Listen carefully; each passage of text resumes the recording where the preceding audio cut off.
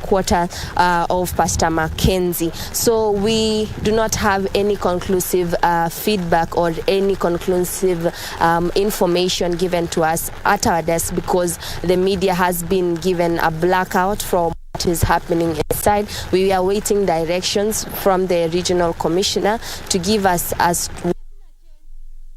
if we will be allowed to go inside to give you details of what is happening inside, as it has been happening each and every single day. So just as I wind up, this is a procedure that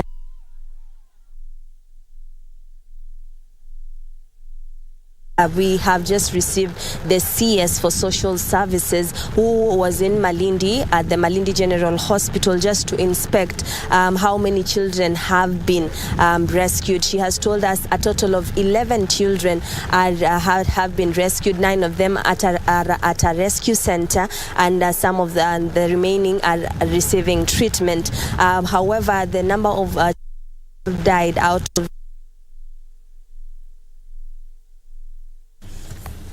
We do apologize for that weak signal in that report, but just to recap what Njue has been able to gather today, it's exactly 6 days since the exhumation exercise began. Well, today there's heavy downpour, and CS for Social Security was in Malindi and also has visited the site. There, 11 kids have been rescued and are currently receiving treatment. The exhumation exercise is currently underway, but for today, the media have been given a blackout for now. Of course, Njue will be keeping tabs with what is happening there, and you can be sure that we will be giving you a comprehensive, detailed report in our subsequent bulletin. From Kilifi to the Senate now, where Cabinet Secretary for Interior and National Planning, Professor Kithure Kindiki, has termed the security operation launched in banditry-prone areas in the country a month ago a success.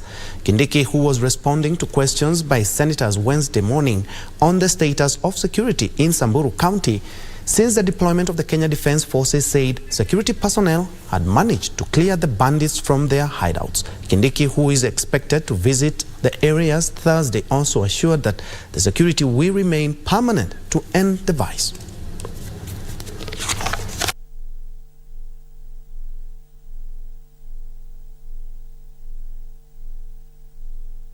To mix with the rest of the population, I am able to report the data we have at the moment is showing marked improvement by this administration in terms of recoveries. We've had recoveries in Laikipia, recoveries in Baringo, recoveries in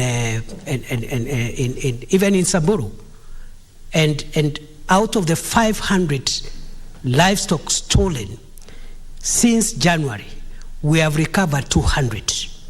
We have made significant progress in tracking and nailing the masterminds of banditry.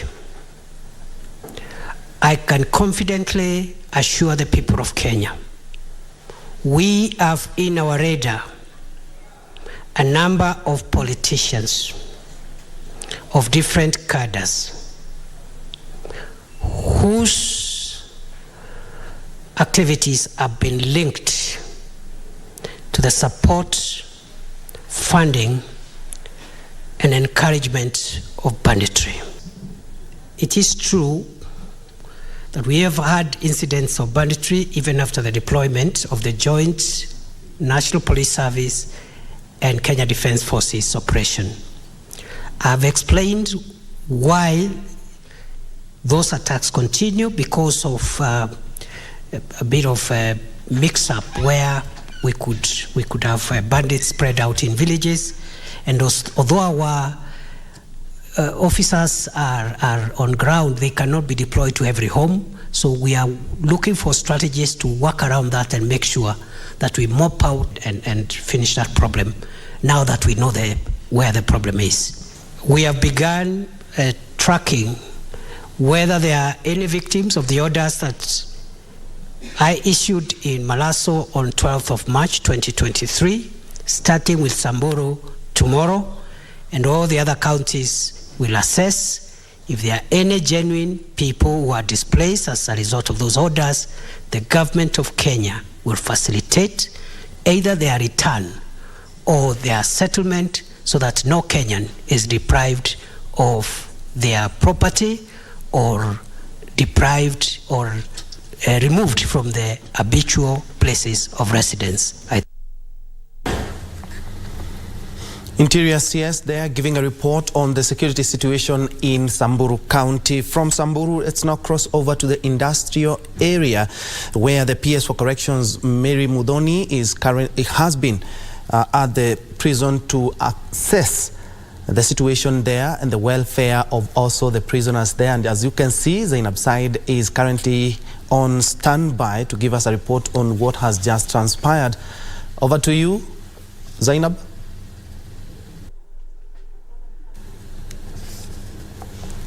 Yes, Ben, Njue, live from the BH. We are coming live from the Nairobi medium prison, or if you like, industrial areas. It's famously known. As you understand, the PS Correctional Services has been going around the country just to assess the current situation in prisons around the country in a bid to ensure that they are decongested or to ensure that the policy of one prisoner, one mattress is achieved. And today, we are here at industrial area, so I'll just bring her in just to tell us the activities that have been happening today here at the Nairobi industrial area. Karibu sana, Madam PS. Thank you very much. Yes, where are we? You see, I'm also smiling. I'm equally smiling today because our inmates, we are leaving them when they are smiling, and this really is a dream come true, that we are going to have one prisoner, one bed, one mattress, one blanket in this country. And so to speak, this is a program that we have coined between in the office of the PS and Kenya Prison Service. And we are happy to report that tonight, Nairobi Medium Prison, the 840 inmates that are here, each one of them is going to sleep on a mattress and cover with a blanket. And that is why we are calling all Kenyans of goodwill, those who want to join us in this, that they may have an opportunity to do their CSR with us. This is going to be a very great moment. So we are happy about it. Mm-hmm. Even as we call on other well-wishers to come in and support this initiative, accountability has been an issue. Maybe your message to those who out there who are still willing to come and support this is a totally different correctional services department from what it has been known before. Accountability for us starts from the door, at the doorstep. And every one of them, every mattress that is delivered here will be utilized here in this institution without going outside the gate. I know there has been very many issues before of items getting lost, but we are past that, and we can account from the very time that our partners are bringing on board. We have already a committee that is working on this as part of the accountability that report to our officers.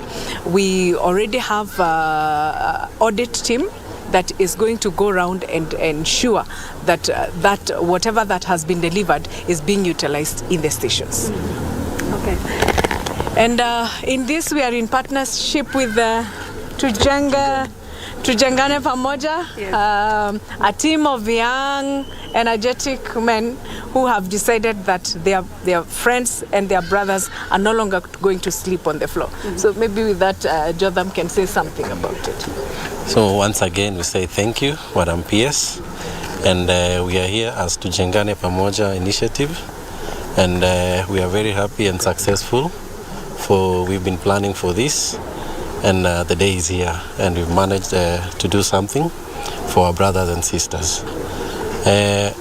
As a Tujengane Pamoja initiative, we would like to call upon stakeholders who are out there and any other person who is willing to help, that they may come on board. This project is doable. You can imagine we are just one group, and we've been able to do the medium prisons here in Nairobi. So we urge all the stakeholders who are out there and every human being who is willing to do a charitable cause to come on board. As Tujengane, we have a running call that we say every charitable act is kindness. So we really call upon all the stakeholders who are willing to come up and assist the State Department of Correctional Services to come on board. Yes. Yes, Troy, as you heard from the PS herself and also Maina, the chair of the Tujengane group, who have today donated about 800 mattresses and blankets for the offenders who are inside here. So it's a story that we'll be following up and we'll update our viewers in our subsequent bulletins. Back to you in studio. Thank you so much, Zainab Said, live at the industrial prison right here in the capital, Nairobi. And some good news for the over 840 prisoners there, as their lives are about to change, having new sleeping gears by the end of the day. They have also urged, that is the PS, Mary Muthoni has also urged all Kenyans of goodwill to chip in and make the life of prisoners a little bit more comfortable. Now, from the prison now to the county situation in terms of finances, where the governors have maintained that their stand that they will shut down operations in the counties if the national government does not disburse monies to the devolved units. Nyeri County Governor Mutahi Kahiga says that upon the elapse of the 14-day notice issued, they will have no option but to release their employees. His Tharaka Nithi counterpart, Njue, said counties are on the verge of grinding to a halt and that the National Treasury should hasten the disbursement of monies to the devolved units. They were speaking in Machakos County during a meeting of the Agriculture Committee, where they also discussed policy and legislative reforms in agriculture and livestock sector. We demand that the 94.4 billion be released immediately. Otherwise, we still want to reiterate that we shall close down counties if within the next 13 days we do not receive our January, February, March and April allocations. As much as we support the government of the day, which we very well brought into power, we have to be alive to the situation and the reality that it is not possible for counties to run without money. Yes. These guys that come to about.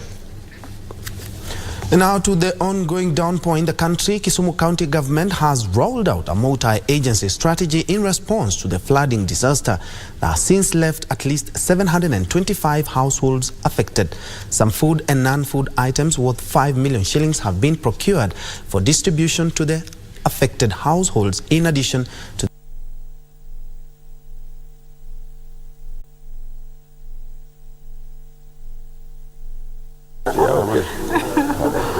Good morning, ladies and gentlemen.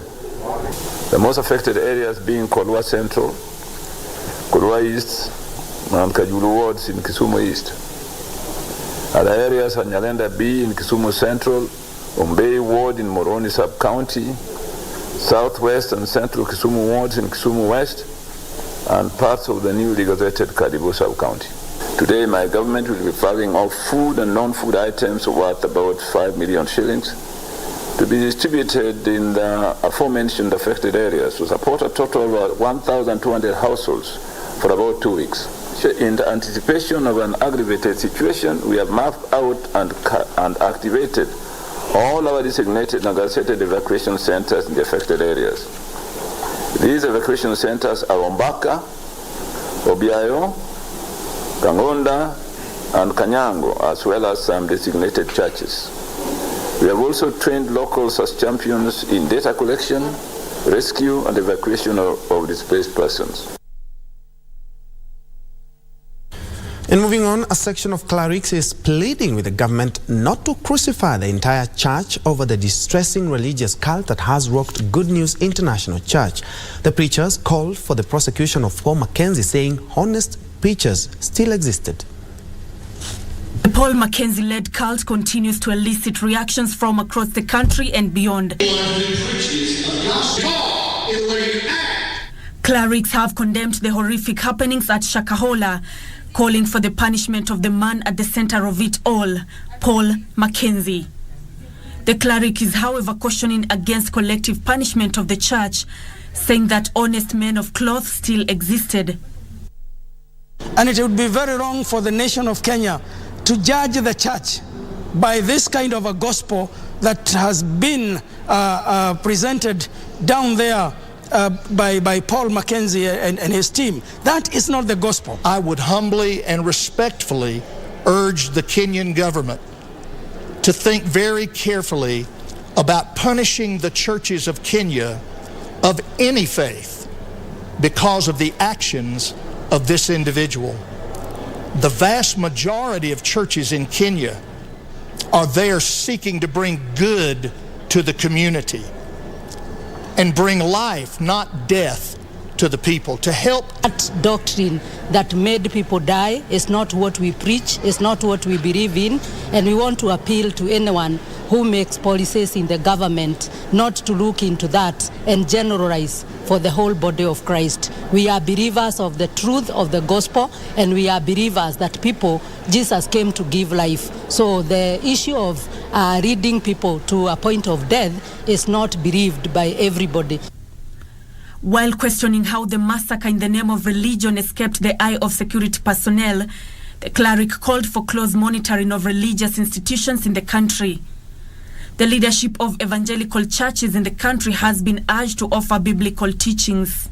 The actions and the teachings of this cult in no way, shape, form, or fashion reflects the true nature of the New Testament church.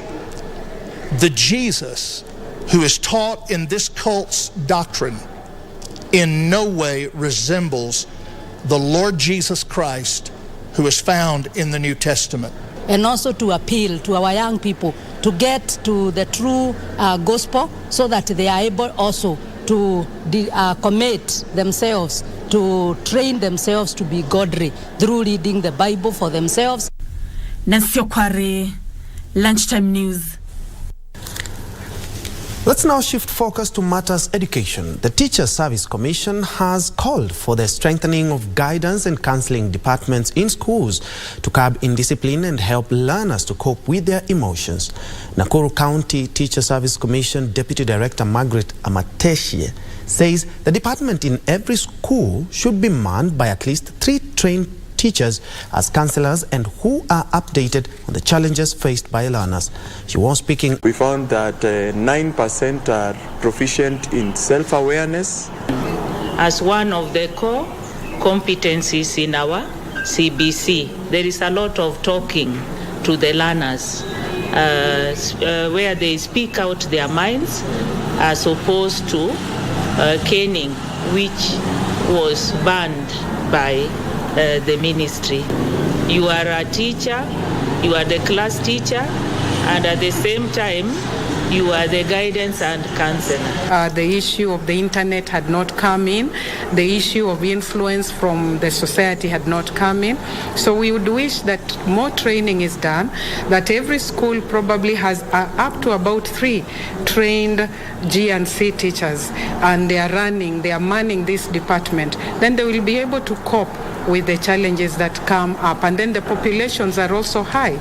You get a school like even Menengai with 1,800 learners. And still on education, the Kenya National Union of Teachers Isiolo chapter wants teachers who were unwillingly transferred from workplaces in their home counties returned back to enhance service delivery. Isiolo Chapter Assistant Secretary General Rosalia Mkanjala says some of the affected teachers are yet to be supplied with updated pay slips, thus affecting needed base benefits.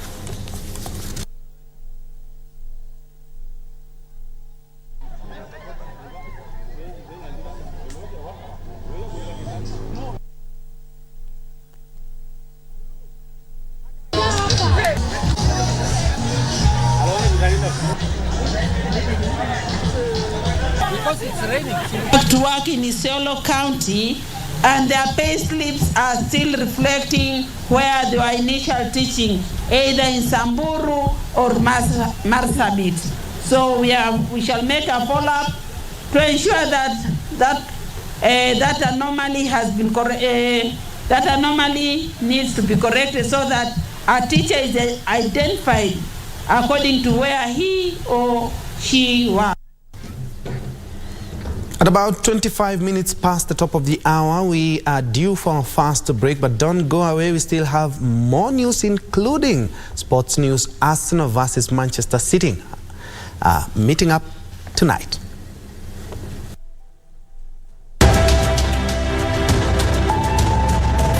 Kenyatta, with British aid, fought off Kikuyu unrest. He had no place for Mau Mau. He ordered the few fighters left in the forest to come out. Kenyatta gave them nothing, but greeted them as heroes.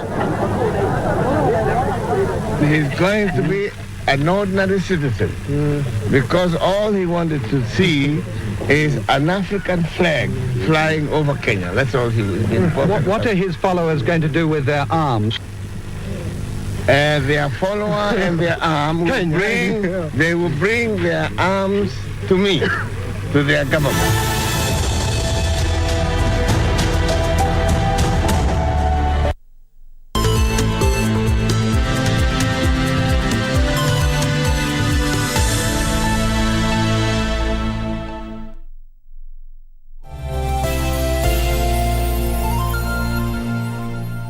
Kiputo cha kuwania ubingwa wa kombe la Mouza Bet kipo katika awamu ya robo finali. Jumapili tarehe 30 Aprili mwaka 2023, Kakamega Homeboys itamenyana na Kariobangi Sharks saa 7 mchana, huku AFC Leopards na Bandari wakikabiliana saa 9 jioni katika uwanja wa kimataifa wa Kasarani. Tazama michuano hiyo Kenya kwenye runinga ya KBC Channel 1. Ni nani atakuwa bingwa wa kombe la Mouza Bet mwaka 2023 na kutuzwa shilingi milioni 2?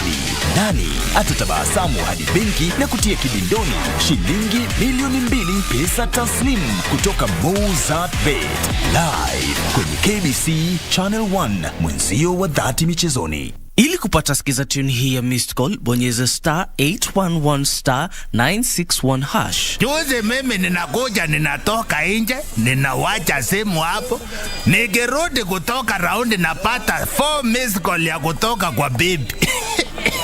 Nikimuuliza ulikuwa unapiga unasema nini? Ananiambia eti alikuwa ananipigia aniambie nimesahau simu. Kumbe bibi ananipenda na mimi. Ili kupata skiza tune hiyo ya missed call, kama skiza tune yako, bonyeza *811 *961 hash. *811 *961 hash.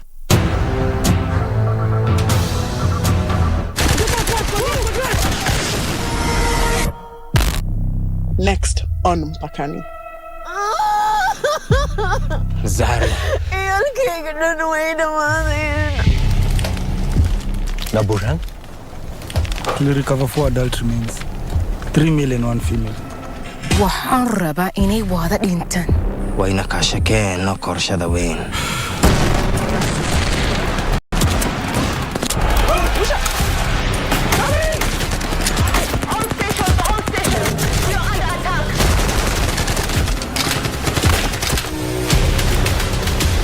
L'homme s'est dompté.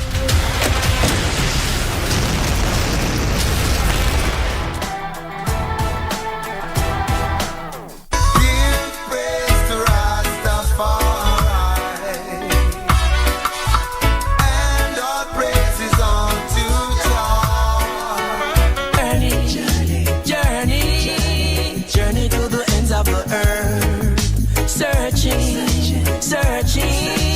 Searching for the love I deserve. Making good vibes, oh yeah. Show, good vibes. Save some for me. She is a good girl, and I never wanna see her cry. Her heart and mind and soul belongs to me. Sins of the Father are visited from all. In a never-ending circle of people born and sold.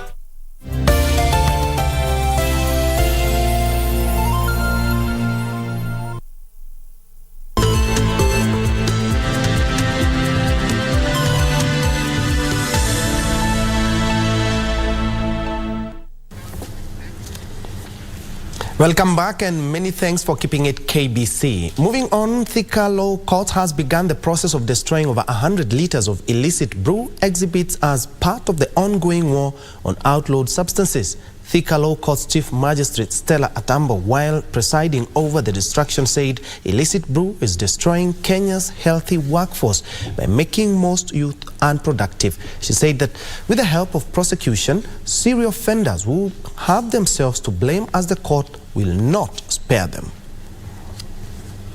They are destroying what has been impounded during the crackdown on the alcohol and drugs within our area or within our region, after which then we prepare destruction certificates and place in the relevant files. We are liaising with the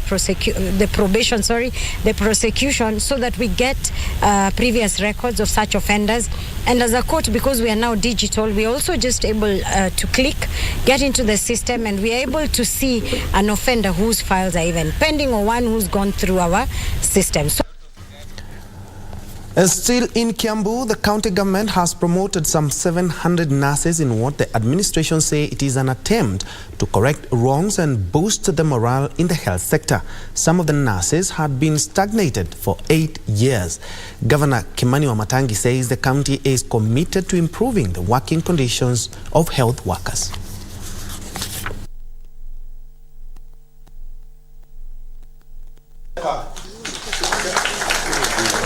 Healthcare is everybody's concern, as you all know. If you want to know what makes a grandmother's heart tick and her concern rise, it is her health. We have thousands upon thousands of well-intentioned, hard-working, good people within the healthcare sector who do the best they can every day to make sure that healthcare is at its best. Na kwa saa hii tumefurahi sana sababu governor ameweza kupromote watu wenye walikuwa wanangojea kwa muda mrefu, na tunashukuru Mungu na tunajua ni good progress, na tuna hope that governor ataendelea kufanya mambo kama matakwa yetu vile tulishamwambia. And in other news, Rabbi Member of Parliament Anthony Kenga has assured residents that their government is working to ensure that all local roads are given priority in plans to strengthen infrastructure. Kenga admitted that many roads in the area have been rendered impassable by the long wait for rehabilitation. The lawmaker spoke when he commissioned the construction of roads in the region. Barabara hii tunataka iweze kulimwa vizuri na itiwe mara ili iweze kutumika wakati huu wa mvua na wakati wa jua. Kwa hiyo tumesema kupitia ofisi yangu niliwaahidi wananchi kazi yoyote ambayo tutafanya tutakuwa na uwazi, na lazima wewe kama mwananchi ambaye unalipa ushuru ni lazima tukuhusishe. Kwa hivyo tunashukuru, hii barabara ikitengenezwa itatufaidisha, itatupunguzia gharama kubwa sana.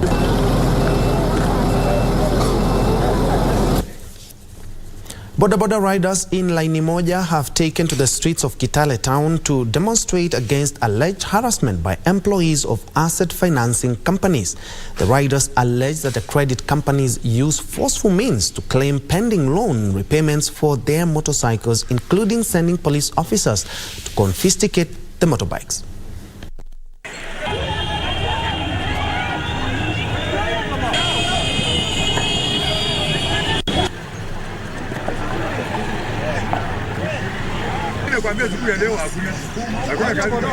Bila suluhu hatutawacha. Tutakuwa tunafanya kila Jumanne na kila Ijumaa. So lazima tupate suluhu kwa sababu hizi shida za wanabodaboda, kwa sababu hii makampuni imewanyanyasa sana. Hiyo interest iko juu. Pia notice hawapewi wakinyang'anya wa pikipiki. Hatuelewi biashara inafanywa namna gani. Ikifika mahali pa kuchukua pikipiki, wanakuja kuchukuliwa na mabaunja. Alafu watu wanaharasi watu wetu mpaka watu wanawapiga. Hata sasa tuko na malalamishi ya mtoto alipigwa akiwa kwa pikipiki wakati walikuwa wanakuja kurecover hiyo pikipiki. Now, police in Kitengela had a difficult time rescuing a female suspect involved in theft from an angry mob that was baying for her blood. The plainclothes police officers, however, managed to whisk the woman away, speeding off from the wrath of an unrelenting mob. It is alleged that the woman was caught stealing from a cereal shop. Amekuja kwa duka kanunua soda. Wakati amenunua soda kanipea 1000. Hii 1000 nikamwambia sina change. Akarudisha chupa. Wakati nilikuja kumrudishia change, akaniambia hiyo change ile nitafuta. Nikamwambia mimi sina change. Akanishika mkono. Kunishika mkono nikaangukia kwa hii maragwe. Kuangukia kwa hii maragwe akanisukuma ndani, akapiga huyu jamaa. Kupiga huyu jamaa akaanza kuambia huyu jamaa amenipata ndani. Wakati alikuwa amenisukuma ndani akaanza kusema kwa nini nileta watu wa kanisa kwa duka yangu. Nini alikuwa anafanya chini ya kitanda ya mtu? Surely. Alikuwa anaenda kufanya nini? Ni akipewa hizi maduka zote, customer wote hatawaweza. Hataweza. Venye nilirudi kutoka kwa Msarandi, nikikuja kuingia na hapa ndani kunawa mikono, nikapata mtu chini ya kitanda. Sasa alistuka kuniona. Sasa akaanza, mimi nimefikiria ni mwizi. Elewa the root cause ya mtu. Usianze kumjaji na kumlaumu na kumsema eti tumupige sababu amepatikana kwa mtu. Vile tuko hapa, hujawahi kupatikana kwa mtu accidentally.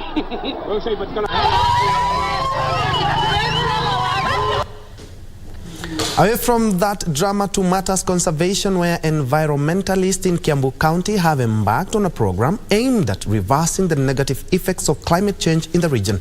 The environmentalists are planting indigenous trees in Gatondo South, where rivers have dried up and others are on the brink.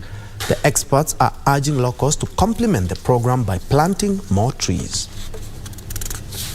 Daktari Samuel Ruto, tupande miti kwa wingi. Kwa hivyo wito wangu ni kwa watu wangu wa Gatundu na hata watu wa Kiambu as a whole, tupande miti kwa wingi. Haswa wakati huu wa mvua, miti zitamea kwa wingi tukipanda miti kwa wingi. Huu ni mto Thiririka ambao ulikuwa umekaribu ukauke kwa sababu ya kiangazi ya miezi iliyopita.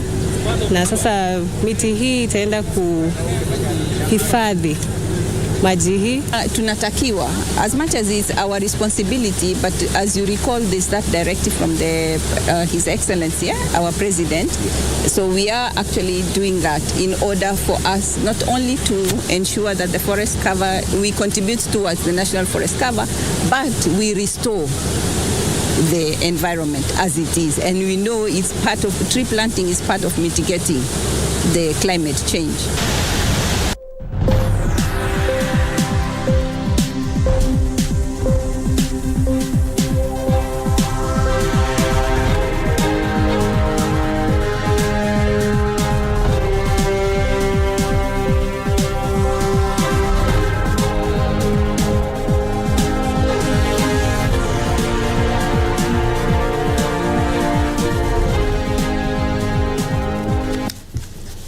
Let's now do business. The Commission on Revenue Allocation is calling on county governments to maximize their own source revenue in order to reduce reliance on disbursement from the national government. Commissioner Isabella Waiyaki say the Commission on Revenue Allocation is working with counties to roll out integrated county revenue management systems. Most counties raise less than 40% of their estimated revenue potential. To correct this, the Commission on Revenue Allocation says there is need to pursue meaningful differentiation in the profiling of counties and their development expenditures.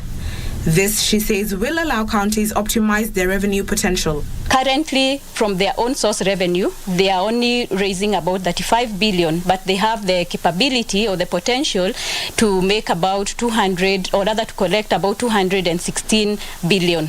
Additionally, she says counties have the ability to generate more than they are currently collecting, which will help reduce dependence on disbursements from the National Treasury. If you improved own source revenue from 316 million to 3 billion, you'd only be looking to the national government to give us only 1.2 billion. They committed to prioritize marginalized areas through capacity building. Ndusha Mokami for Lunchtime News. The government plans to spend 500 million shillings to set up county industrial parks in 15 counties. The move is aimed at creating employment and reducing post-harvest losses. Trade Cabinet Secretary Moses Kuria say the national government will contribute 250 million shillings with targeted counties matching the difference. Construction of the parks will be done in 2 phases, with the first expected to start in July this year. The development of the county aggregation industrial parks is aimed at boosting agricultural production and assisting in curbing post-harvest losses for perishable products. Trade and Industrialization Cabinet Secretary Moses Kuria says the government plans to construct 50 corresponding export warehouses in 50 strategic countries to boost the contribution of the manufacturing sector to 20% by 2030. Some of the counties targeted in the first phase have been identified, which include Nakuru, Nyandarua, Kajiado, among others. This is a manifestation of the commitment of the government of Kenya and the government of the United States to ensure that your investments are safe and that we really provide an environment that is good for your business. The government will further spend 1 billion shillings in setting up a special economic zone in 5 counties of Murang'a, Kirinyaga, Uasin Gishu, Nakuru and Busia counties. That are going to ensure that we provide an environment that's really good for your business. The government says 3 more counties will be added to the program soon. Investors will be offered various incentives like duty-free imports of raw materials as well as tax exemptions. Hibak Said for Lunchtime News. If you gamble, you need to listen to this. The minimum stake amount for betting companies is set to be raised from the current 1 shilling to 20 shillings if proposals by the Presidential Task Force on the establishment of the National Lottery are implemented in the current form. The Presidential Task Force on the establishment of the National Lottery Vice Chairperson Gideon Thuranera say the proposal is a measure to restrict those aged below 18 years from gambling activities. The Presidential Task Force on the establishment of the National Lottery has embarked on a public engagement aimed at collecting views from members of the public on how best to implement the proposed National Lottery and regulate gambling activities. During a public forum in Mombasa, the Presidential Task Force on the establishment of the National Lottery, there were proposals that the Betting, Controlling and Licensing Board be transformed into Gambling Regulatory Authority with an expanded mandate. We have come up with the National Lottery Bill 2023. That is the one that is pushing for establishment of a national lottery owned by the government of Kenya. And then we have another document that is Gambling Control Bill 2023 that, if adopted, will be able to effectively control the gambling sector in Kenya. There were also views that only those aged above 18 be allowed to engage in gambling activities and the minimum stake be increased from 1 shilling to 20 shillings. Thuranera said there has been a public outcry regarding the state of betting, lottery and gambling in Kenya, especially regulation. The Lottery National Fund will support charity, signature projects and economic empowerment for women, youth and people living with disabilities. In other news, Kenya and the United States have agreed to increase bilateral engagements in various fields that will see the creation of 1 million jobs in the next 5 years. The 2 nations that are currently in talks to craft a strategic trade and investment partnership have agreed to partner in agriculture, health, transport and security sectors to enhance bilateral ties. Washington has committed to help the Kenya Defense Forces upgrade its counter-terrorism measures to deal with violent extremist organization, in the Horn of Africa. Kenya and the United States have upped their negotiations ante in a bid to strike a strategic trade deal, which Washington says will be used as a model for future agreements with Africa. We also, of course, talked about trade and investment. And, I think many of us have a view of leading with trade and investment, with job creation, good job creation with benefits and a steady paycheck is the way to ultimately keep people from the hands of extremism. And, if you don't have a good job and you don't know how to feed your family, sometimes it's pretty attractive to be brought into something that is not in, Kenya's best interest or frankly the Horn of Africa's best interest or the United States. The team got to business today, agreeing to deepen cooperation in agriculture and security, among other areas, to enhance trade. Now we're moving into another phase, and today we have agreed with the U.S. Chamber on a new acronym or a new tagline for the next phase of this engagement, which we are calling from P to P. That is from preaching to practice. Trade Cabinet Secretary Moses Kuria said Kenya will give American companies preferential treatment in agro-processing, aviation, security and health sectors. On the other hand, Washington will loosen its strict regulations to allow more Kenyan companies access the American markets. The United States has agreed to extend a 5-year security cooperation plan to enhance Kenya's capabilities to counter violent extremists in the Horn of Africa. But we also spent quite a bit of time talking about what's occurring in Sudan, which is a humanitarian crisis, and Kenya's role in trying to really help settle that dispute along with the United States and many other countries. The two sides have also agreed to partner against cyber threats and convene a second U.S.-Kenya cyber and digital dialogue. But now, over the next 8 weeks, because we are in that phase in Kenya where we have a window for actually implementing the things we agreed, whether it's on digital tax, whether it is on ownership around ICT, and all the other policy arrangements that now the rubber has to meet the road. The government should facilitate traders to import maize from Malawi, where this season's crop is being harvested. Eastern Africa Grain Council Executive Director Gerard Masila says there is need to negotiate for lower tariffs along border points to reduce the landing cost of the maize.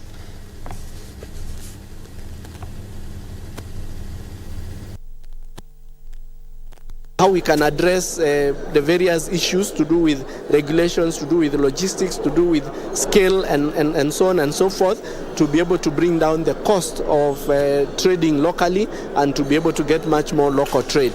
The second solution we are looking at, and very important, is that we must invest in large-scale commercial production of maize. And Central Africa and South Africa produce enough food for consumption. But there's a problem when it comes to the movement of that food from areas of production to areas of consumption. For example, as we're speaking now, Malawi is actually harvesting. Zambia is actually harvesting. But there's a deficit of food in East Africa. There's no food in Djibouti, there's no food in Somalia, there's no food in Kenya, and that's why the price of unga is very high. The government will lift the moratorium on issuance of mineral rights and licenses this June. Mining Cabinet Secretary Salim Mvurya say the decision has been informed by completion of an airborne geophysical survey that mapped 970 mineral resources data compilation process and development of an online mining cadastre portal integrated with Kenya Revenue Authority and the e-Citizen portal. What is the rationale for the imposition of the existing moratorium on the issuance of mineral rights by the government? Number B, could the Cabinet Secretary state the benefits accrued so far from the imposition of the moratorium? Finally, Mr. Speaker, what plans are in place to have the moratorium lifted in view of the negative impact it has on the economy? I thank you. Due to an ongoing national resource mapping exercise, there was need for the government to hold issuance of new licenses for exploration and mining. The rationale, therefore, Mr. Speaker, for the moratorium was to safeguard Kenya's national interests by developing the right data and eliminate speculation on availability of substantial mineral deposits. The suspension would also allow the government to complete the mapping exercise without an influx of speculative mining license applications that would have posed a threat to Kenya's mining sector. The suspension was also informed by the need to address existing geological data gaps that have existed in the past without interference from private sector players. These gaps have resulted in losses as government is so reliant on the private sector for provision of detailed geological data on mineral deposits upon application and grant of mineral rights. The department has undertaken a comprehensive audit of all mineral rights holders with a view to cleaning existing data. With no new license being awarded, the government managed to find out all expired and inactive licenses within its register with a view to degazetting them, hence freeing up areas for potential investors.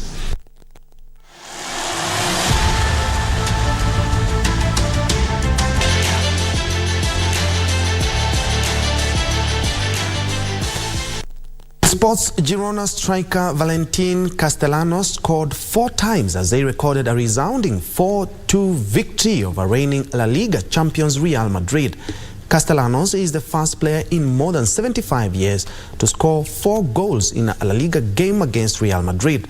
In December 1947, Esteban Echeverria netted 5 for Real Oviedo against Madrid.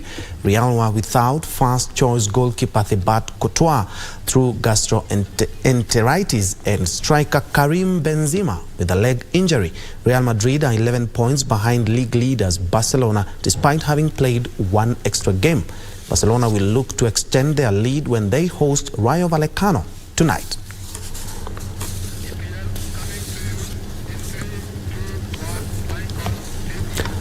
And now to the big one. Manchester City boss Pep Guardiola and his Arsenal counterpart Mikel Arteta say the top of the table game between the 2 clubs tonight will not decide the English Premier League title race. League leaders Arsenal are 5 points above Pep Guardiola's side before tonight's match at Etihad Stadium.